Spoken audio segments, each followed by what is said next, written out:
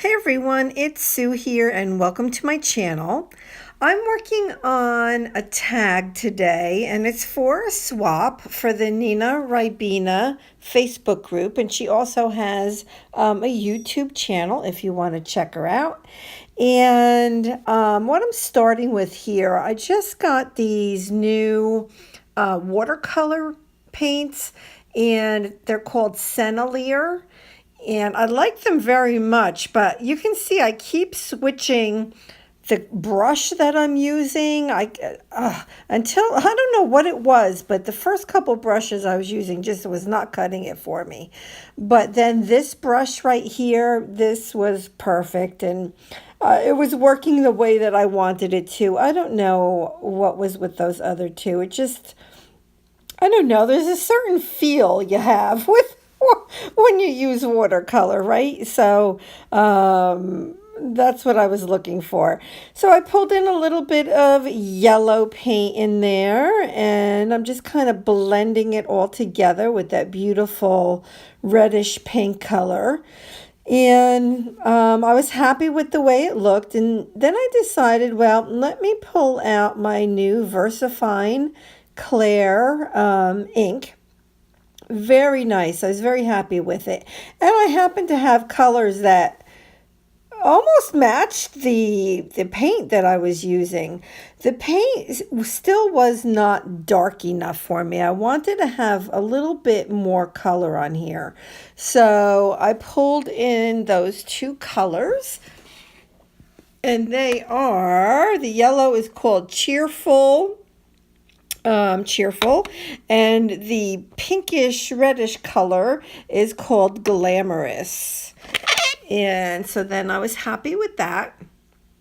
And now I really like the background, and I'm choosing what die cut I wanted to put on here. I knew I wanted to put a die cut on here, and I knew I wanted to use one of these little trucks. So I ended up selecting that green one, and then I pulled out a stamp and some of the Distress Oxide, and I'm stamping off and then stamping on at first, and then I just started stamping right onto it just to get, build up the background, get some interest going on there. And I'm just going to lift that up as it focuses, and just so that you can see, you can definitely see the green on the background, and even when I'm done you can still see that background. So I was very happy with that.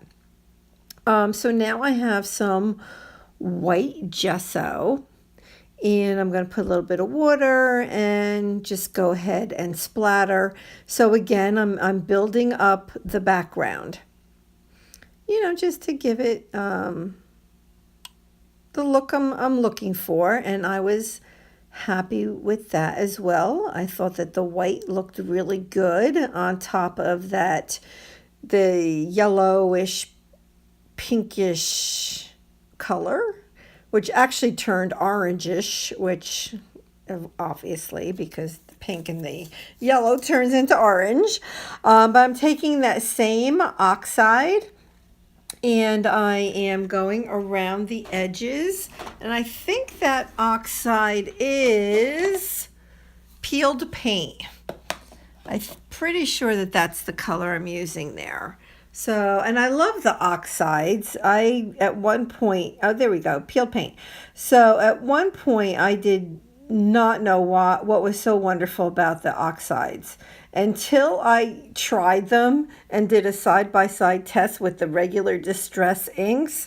Oh, I saw what the difference. The oxides, the color is so much more vibrant and so much more opaque. So I love them. I think that they're now my favorites, except for Archival, which I absolutely love, but two totally different things, right?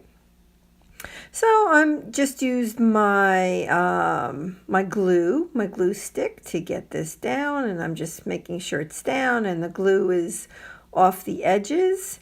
And I'm trying to figure out what Pitt pen to use to do my outlining.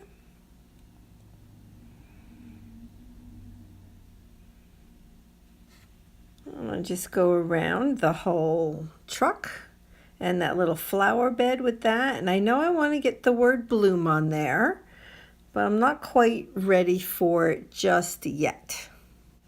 So before I put on that word bloom, I decide, well, let me draw some flowers, right? Because this is going to be all about that truck with the flowers in the bed of the truck, the word bloom, and I needed more flowers. I wanted the truck to be surrounded with different flowers. So I took that same Pitt pen and just started to draw. I couldn't quite figure out exactly what I wanted to do. I knew I wanted to add more, so I just put a smaller flower here, and it kind of looks like in the end that it's actually coming out from behind the truck.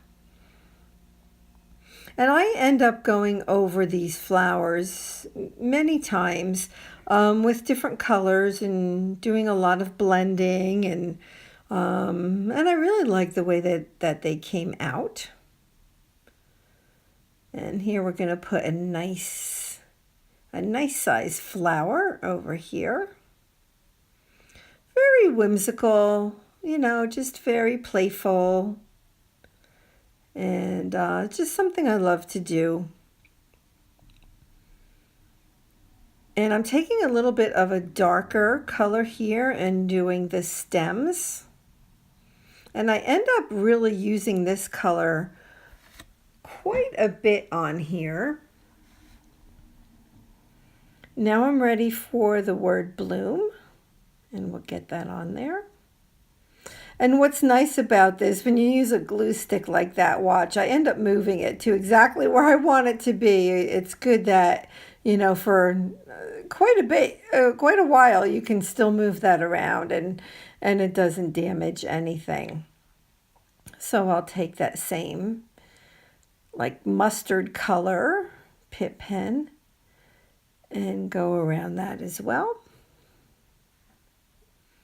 And I'll lift it up and you can see everything so far.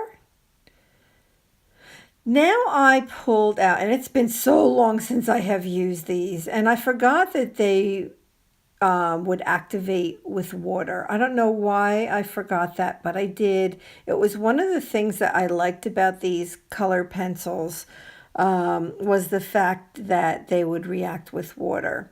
I got them many years ago, probably 5 years ago. I'd say about 5 years ago from Tuesday Morning. And they were like $15, but I used to use them all the time. And see, like here, if I had remembered that they were water soluble, I would not have pulled in the Pitt pens again. I would have taken my water brush and I would have activated that color. It would have made it, you know, brighten up a little bit all on its own. And but I will next time. I don't know why I forgot that. I just think it was a really long time.